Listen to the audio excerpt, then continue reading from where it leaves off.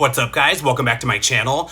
Please ignore my root situation here. I am growing my hair out. I'm growing the layers out a little bit longer. I'm letting the color just go for now until I really decide what I want to do with it. So I know it's looking a lot trashy at this point, but it's just gonna be that way for a while, so bear with me.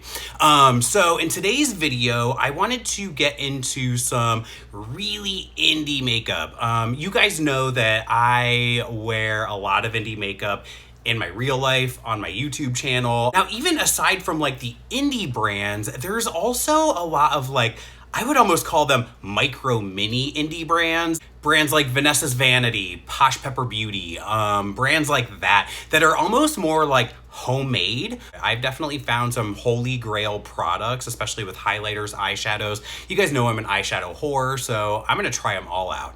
I've been following this brand on Instagram for quite a while now. They're called Maeder Makeup Labs, and they've just got some really interesting colors, textures, and even like the theme around their like their product names are all very like medical inspired, or just like I like their aesthetic. It's kind of like creepy and kind of weird, and you know, again, like they've got colors to match. So I've been following them for a while. I've been really interested in their products, so I finally bit the bullet and ordered 15 of their eyeshadows. But I figured since I really wanted to put them all to the test, pigmentation, blendability, wear time is very important. I figured I would do 4 separate looks and put them all together in the same video. That way you guys could see every single shadow that I bought in action, and that's what we're gonna do today.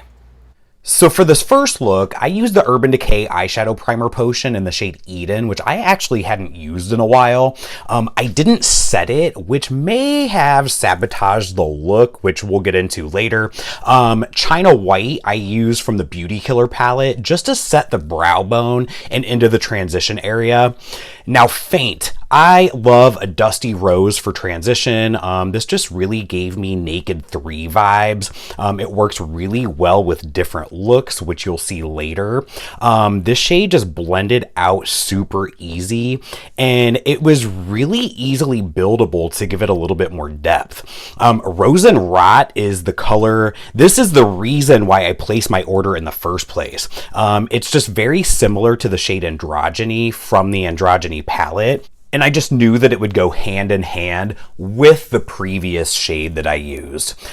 Flushed, this is just kind of more of the same, going a little bit deeper, this and the next shade that I'm about to use. I just wanted to build up some depth in the crease even more. And again, these first 3 shades that I used were all very similar in tone. They just got a little bit deeper with each step. Now this next shade, Debridement, I don't even know how to say that, is a really great deep chocolate brown. I'm in love with all of these matte shades that I bought. The formula rivals anything that I already have in my collection. They're very pigmented, they're very buildable and blendable. Engorged. Spoiler alert, this is where things take a turn. The formula is very spongy, kind of the way that the ColourPop Super Shock shadows are. I started by applying with a packing brush, and the creaminess just kind of started to disturb the shadows underneath, so I switched to my regular application of applying with my finger over top of the NYX glitter primer, which gives it an immediate pop. It's a beautiful color, but within less than 5 minutes after application, it was a complete mess. It was very creasy, and again, this was 5 minutes later, so I can't imagine wearing that all day, but I will continue to play with it. Cream shadows just have never really worked for me all that much, and this one was no different. After coating my waterline with Coffee by MAC, I just smudged out the lower lash line with Debridement again with a pencil brush. And then after a quick coat of mascara, I decided to brighten up the inner corners with a pop of yellow. I used the ZIGGY Stardust size 3 glitter from Lit Cosmetics over top of the NYX glitter primer, and then just finished off the look with some nude lip gloss. I really like the way that this one turned out overall. On day 2, I just went in with my regular routine as far as prepping the eyelid with concealer and setting with powder. I used China White again on the brow bone. And then I use the shade Biohazard, which is this really cool yellowy orange matte shade. And just like all of the other matte shades I've used so far, this one blended out really well. And in real life, it definitely looked a little bit more orangey. It's reading very yellow on camera.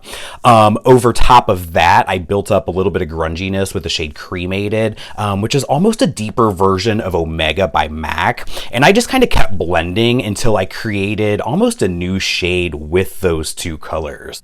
But I actually really like this shade, and I can see myself incorporating this into a lot of different looks.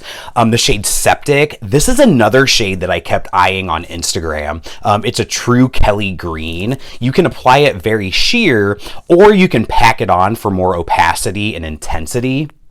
And there was no fading with this color either. It looked exactly the same 12 hours after I applied it. I'm blending out the edge of that with Cremated just so that everything kind of made a little bit more sense together. I went back in with the shade Debridement just to add some depth and to kind of anchor down the look. I didn't want it to read springtime makeup with all of the bright colors that were happening, and then smoked out the lower lash line.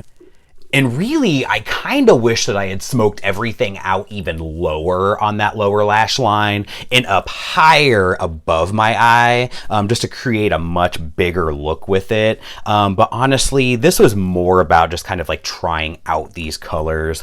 Autoclave, I applied that to the inner corner over top of the NYX Glitter Primer. At this point, I was kind of questioning myself if it made any sense whatsoever with the other shades that I was using. I thought maybe it was kind of muddying up the look a little bit, but it really did kind of work with the overall look.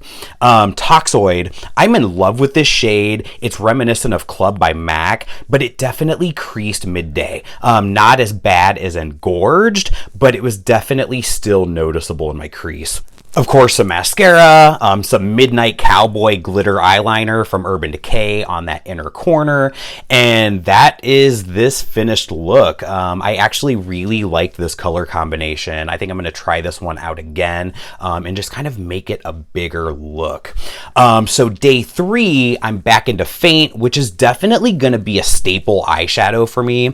It's surprisingly versatile. It gives off such a different tone on this look. But for real though, I'm going to use this shade all the frickin' time. I love it. Then I went into the shade Rancid, which is very similar in tone to Sugar Pill's Poison Plum eyeshadow.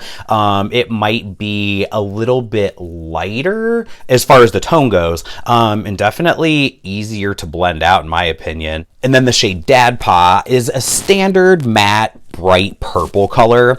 It did what I needed it to do for this look, but I think it would pop even more over top of like a tackier base if you wanted to have some real intensity with that shade. Gray matter build up to full opacity pretty easily, but I still think that this one would work better over a tacky base as well. Autopsy, it didn't do much for this look, but I wore it on my lid. If you go over and check out my Instagram, the very first time I used any of these shadows, it was the shit.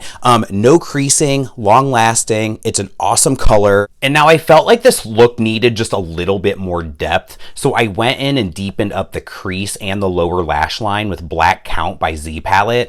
This is my favorite eyeshadow for doing this because it's buildable and it doesn't instantly ruin a look the same way that a lot of black eyeshadows can do. I used 2 different pencils on my waterline today only because I just didn't really care for that first pencil at all. I just went ahead and smoked out that lower lash line with Dad Paw once again. And then for the inner corner, I did a combination of both Sin and AKA, which are both from the Galaxy collection by JD Glow Cosmetics, which is another indie brand, which I just fucking love. They've got some really, really cool stuff. And then the Girl About Town lip gloss by MAC, I just thought went really well with this eye look today. Now for this final look, I wanted to keep it super quick, easy, and like guy friendly. I used the Maybelline Color Tattoo crayon and Creamy Chocolate as a base, and I just threw it on. I blended out the edges just a little bit with my finger, but you gotta work really fast with this stuff because it dries down super quick. And then the shade Decay, this is the only color I hadn't used yet, so I figured figured this was just going to be like a one and done kind of eye look. I pressed it on with my finger, blended out the edges a little bit with a fluffy brush. I don't usually like a shimmer in my crease, but since this was a one shadow look, I just figured that it totally worked.